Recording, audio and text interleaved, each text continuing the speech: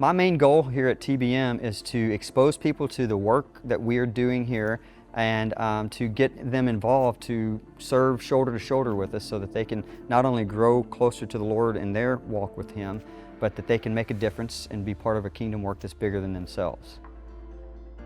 Churches a lot of times will separate missions and say that's something that we do. We go and do missions, and then discipleship is something that we sit and learn.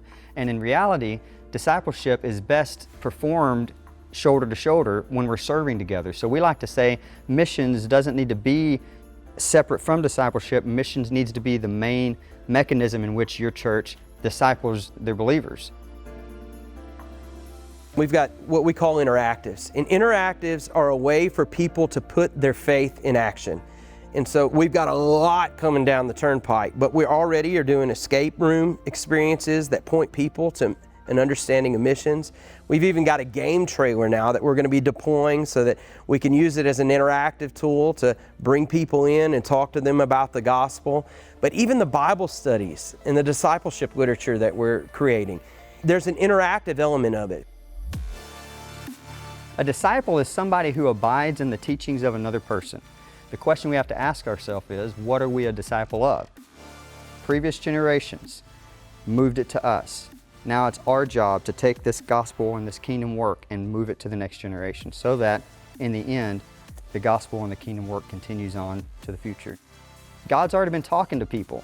He's already been establishing this message, and all we have to do is basically call and confirm. And when we do, we get to see God do an incredible thing. Biblical literacy by itself is not discipleship. How do I apply this in my life right now? What is the practical application of what I'm reading and what the King has in the Scriptures for me? If we could just help people to take that word love and turn it into an acronym, listen, observe, value, express. Man, the world could change if we would just get people to start listening and observing, looking for something of value that they could express to the Creator. We have seen kids come to Jesus. We have seen people get mobilized and excited about their faith. We've seen repentance flow.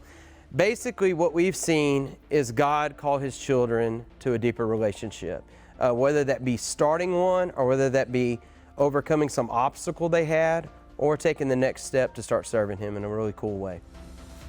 We have resources and tools and events that we can come in and train their people, expose them to the kingdom work of God, to help get them on mission through some of our deployments with disaster relief, with other things, with Vision Quest trips. And we try to get them to catch a vision for the kingdom work around the world so that whenever they see it in another area, they can say, well, gosh, if I can do it there, I can do it here.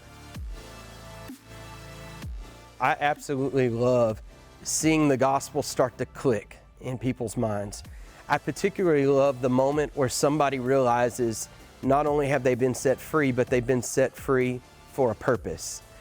Just to get to see that moment that God starts to do something, it's a distinct privilege I think we get to get a front row seat to the activity of God.